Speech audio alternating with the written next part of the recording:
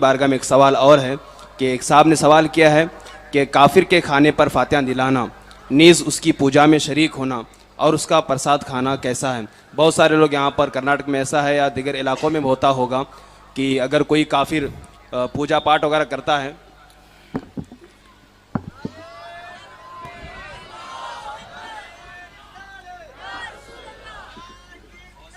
बहुत सारे इलाकों में ऐसा होता होगा कि जहाँ पर गैर लोग पूजा पाठ वगैरह करते हैं वहाँ पर मुस्लिम लोगों को दावत दी जाती है, तो उनकी पूजा पाठ में मुसलमानों का शरीक होना और फिर पूजा के बाद उनके प्रसाद को खाना, ये शरअन हुजूर कैसा है। दीन जो है वो अलग है और कुफ्र जो है वो अलग है।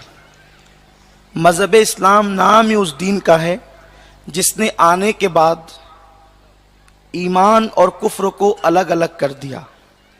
इस्लाम के आने से पहले अबू बकर जन्नती और अबू जहल जहन्नमी, ये दोनों साथ साथ रहते थे, लेकिन जब इस्लाम आया तो अबू जहल अलग हो गया और अबू बकर अलग हो गए। इसीलिए कुरान को फुरकान कहते हैं कि उसने मोमिन और काफिर में फ़र्क बिल्कुल वाज़े कर दिया। तो ये जो बुतों की पूजा है ये शिर्क है, बल्कि शारे बुखारी हज़रत अल्लामा मुफ्ती शरीफुल अक़साब अमजदी रहमतुल्लाह अलैह मुबारकपुर अशरफिया के साबिक सदर मुफ्ती उस्ताजुल असातिज़ा उस्ताजुल उलमा, आप फरमाते हैं कि अगर किसी गाने में कुफरिया कलमा हो उसको खुश रह करके सुना तो भी काफिर होगा। भजन को अगर कोई राजी रह करके सुने तो भी वो काफिर होगा, और ऐसा काफिर कि अगर उसका निकाह हो चुका है तो उसका निकाह बगैर तलाक के खुद बखुद टूट गया। अल्लाह अकबर। ये है, राजी रहकर सिर्फ भजन सुनने वाला काफिर हो जाता है। तो बाज़ाब्ता तौर पर पूजा में जाना और प्रसाद खाना, बुतों का चढ़ावा खाना, ये हराम और गुनाह है, और अगर उसको हलाल समझ के खाया तो ये कुफ्र है। बीवी भी निकाह से निकल गई, ईमान भी गया। अगर हराम उसको जो है वो नाजायज समझ करके खाया तब तो गुनहगार हुआ ही हुआ, लेकिन अगर माज़अल्लाह उसको हलाल समझ के खाया तब तो काफिर होगा।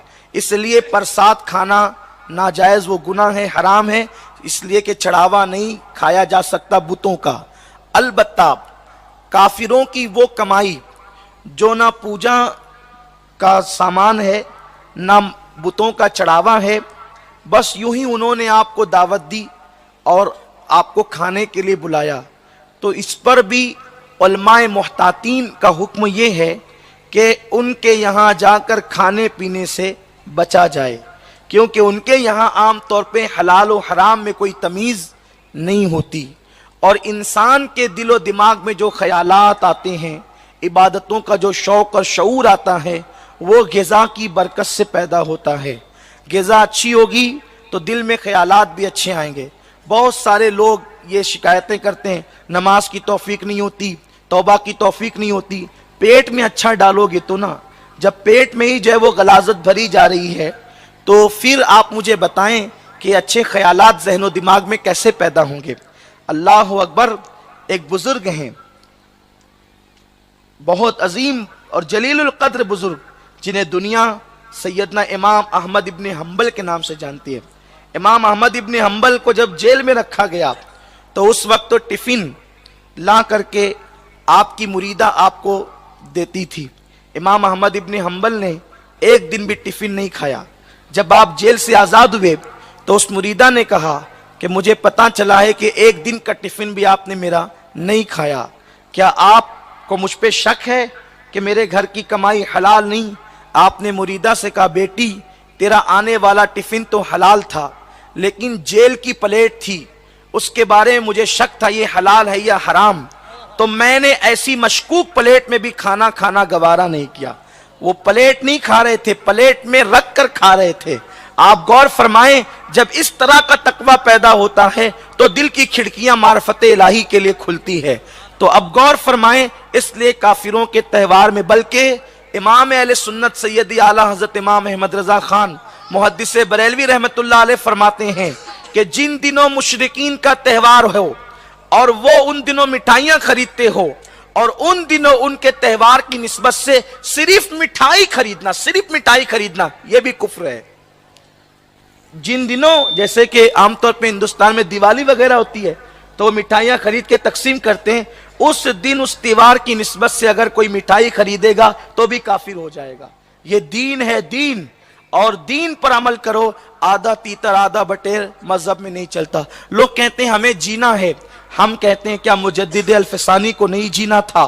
اسی زمین پر مجدد الفسانی جیے ہیں، کیا غریب نواز کو نہیں جینا تھا؟ اسی زمین پہ غریب نواز بھی جیے ہیں، اور جس عزت کے ساتھ تم جی رہے ہو اس سے زیادہ شان کے ساتھ انہوں نے زندگیاں گزاری ہے۔